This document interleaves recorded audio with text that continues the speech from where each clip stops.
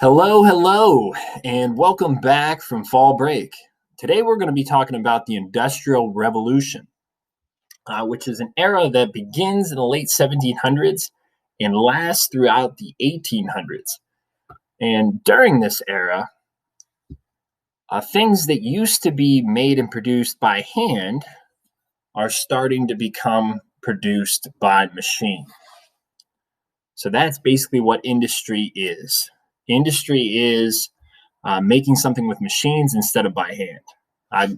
Using machines, as I'm sure you know, you can make things more quickly and in larger amounts. So, in a much more efficient manner, the United States is going to begin utilizing machines to produce goods or provide services.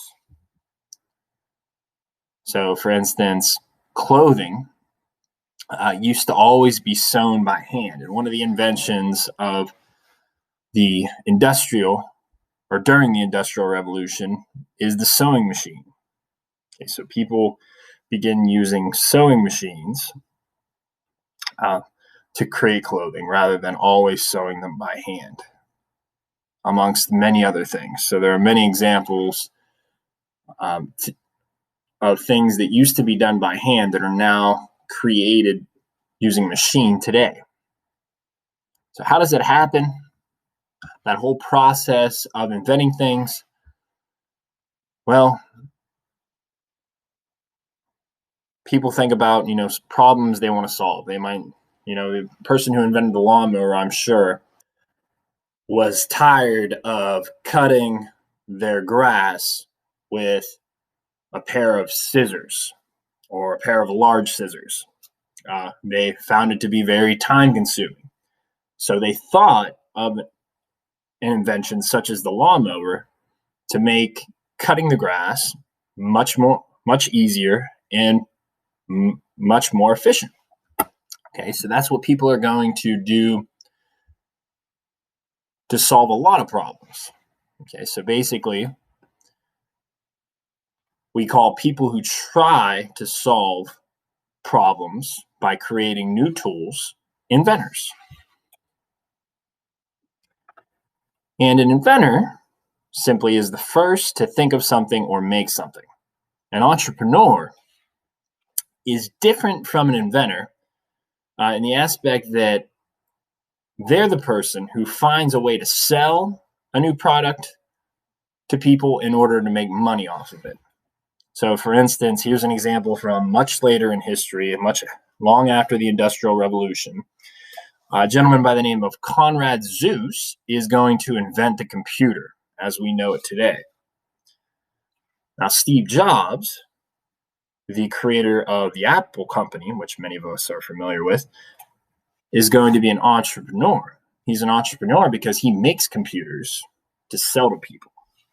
Okay, or he made computers. He's now deceased.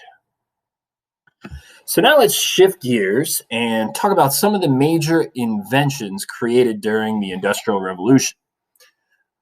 One of the first major inventions of the Industrial Revolution was a machine that spun cotton into thread.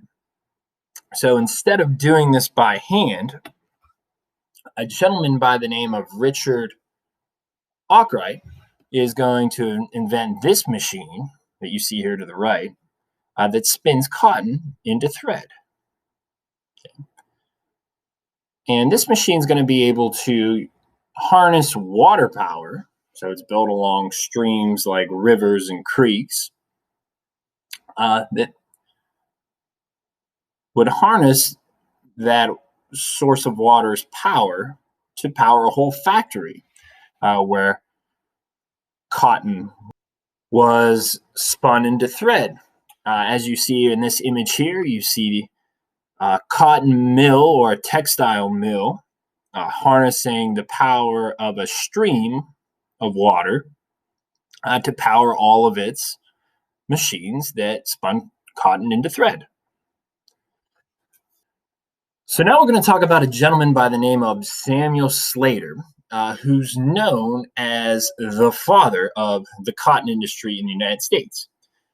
So before Samuel Slater brings the idea of cotton factories to the United States did not have any cotton producing factories. Okay. So Samuel Slater is going to be the first person to bring the idea of a cotton factory to the United States. So he's going to be an experienced cotton factory worker over in Great Britain. And he learns the entire setup of a British cotton factory. And he possesses the dream to bring the idea of a cotton factory to the United States and to create his own cotton factory in the United States. So he's going to move to the United States in 1789 after he memorizes the blueprints of all the cotton factories over in Great Britain. And then he's going to successfully build a cotton factory in the United States in 1789. So soon after Samuel Slater brings the blueprints of cotton factories over in Britain to the United States, many cotton factories are going to emerge in the northern part of the United States. And these factories are going to create thousands of jobs. Now that the United States could make more fabric, they needed more cotton. So the clothing industry was doing very well in the textile industry. So when I say textile, I mean anything made of cotton, like bed sheets or clothing, pillowcases, anything made out of cotton, like those items. So since there's now an increased demand for cotton in the United States, so it can be manufactured into things like clothing and bed sheets and all those cotton factories that are popping up, in the northern part of the United States, there's a need to harvest cotton faster, which leads to the invention of the cotton gin you see here. And this invention used to separate cotton from cotton seeds after it is picked. So the inventor of this is a gentleman by the name of Eli Whitney. Okay. Now, what's the major effect? Well, of this invention? Well, one thing is it makes the process of harvesting cotton and separating the seed of the cotton plant from the cotton ball much faster. But a potential negative impact that this machine has is it increases the need for slavery, because slaves were the ones in the South that mostly were the ones picking the cotton. Right? Many plantation owners are going to utilize slave labor to harvest the cotton plants on their plantation. So there's going to be an increased need of slaves as a result of the cotton gin invention being created. So you see all the slaves here, they're picking cotton and they're using the cotton gin, though it does make their job a little bit easier because they don't have to separate the seed from the plant by hand anymore, but they still need to spend several hours picking it from the cotton fields. And the cotton fields look like you see here in this lower image.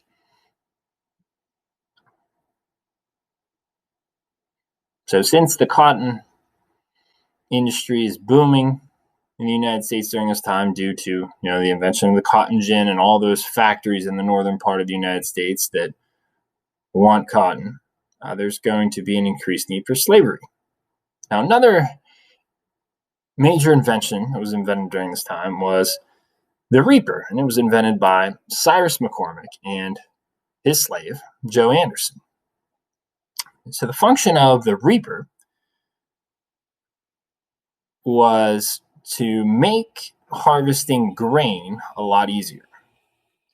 So what the reaper would do, it had to be pulled by a horse, and those horses had to be directed by a human or a slave. But what it's going to do, it's going to cut grains such as wheat and make the harvest process a lot of grains a lot more quicker and efficient. So what it's going to do is it's going to increase the productivity in the amount of grain a farmer could harvest.